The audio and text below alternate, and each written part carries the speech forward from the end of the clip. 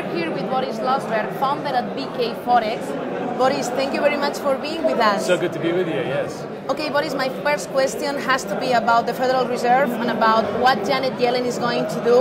Is she going to raise rates in 2015, September, or is she going to wait till later this year or maybe 2016? I think the chances are really strong that she's going to raise rates in September.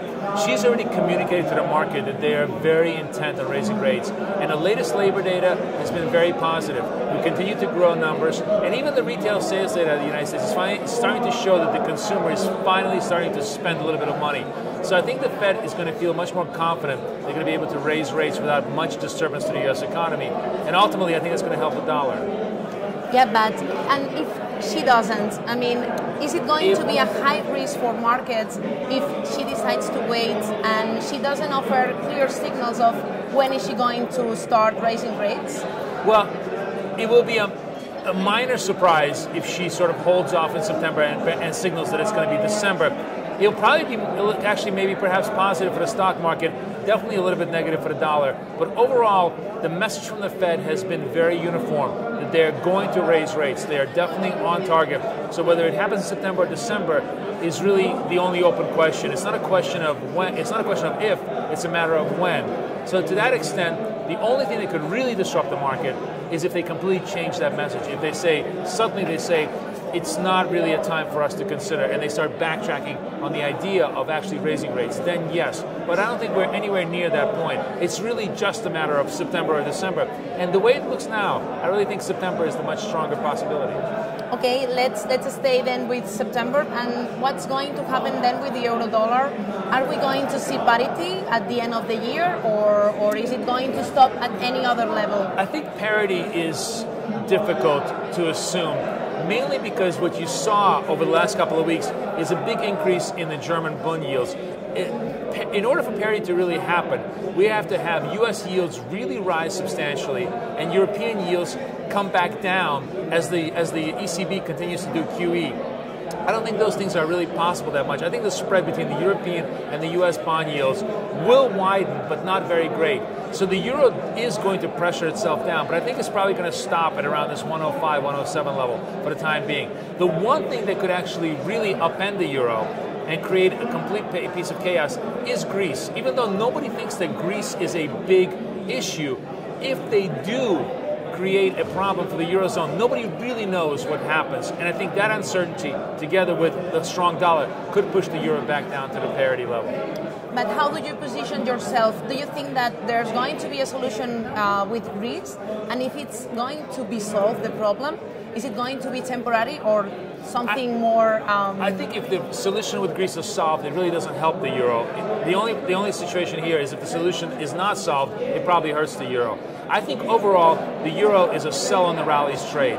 It's it can certainly rally right now, perhaps for another couple hundred points. But in the long term, if you have a 6 months outlook, anywhere you sell around these levels probably is going to be profitable because it will come back down towards the 110, 105 level as the Fed moves towards an increase in rates. I don't think that particular truth is going to go away from the market. Let's change the subject, and I'd like to know if you have any other currency pair right now that you're looking at this moment. I know by reading your daily comment that you also follow the dollar yen, for example. Yes. What do you think? What's going to happen there? So just as the euro is a sell on the rallies trade, we are very, very comfortable buying dollar yen anytime it dips, because we think that the long-term structure of the U.S. rates is going to go up. And of course, the Japanese are still involved in their QE, and they're still going to keep their rates low. We think it's very reasonable that dollar yen could go to 130 by the end of the year, or perhaps at the beginning of 2016. So anytime you can buy it in the low 120s, you're probably going to be able to be in a good position for profit as the year goes by. Any other asset, financial asset that you now are looking with appetite? I think the one thing that you can look at right now with high degree of confidence is a buy of European stocks on any kind of a pullback for a couple of reasons. They're cheaper than American stocks on a PE basis. They have a higher dividend yield. And we know from experience that whenever a central bank does a strong long-term QE program, it really does help the stock market. So I think on a relative basis, I like European stocks better than American stocks as a trade. Short American stocks, long European stocks as a spread trade is an interesting trade for us. Any particular company or any particular index? No, or in I would general? just the indices. So maybe short the Dow and long Euro Stocks 50. You don't have to get very fancy. It's a simple, clean trade, and I think it's going to work very well over the next 6 months. Okay, Boris, thank you very much. We are going to keep this recommendation for the next months. Great. Thank you for being with us. But before leaving, I want to ask you the last question. Sure. It's about the Forex Day, because it's the third year that we have you here with us in Spain in this event.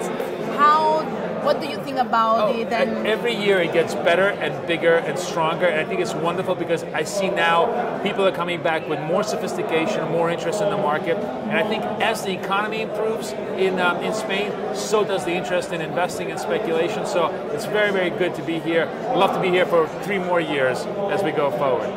Okay, thank you very much, and we hope to be able to speak with you for the next 3 years too. Absolutely. Thank you very much. Bye-bye.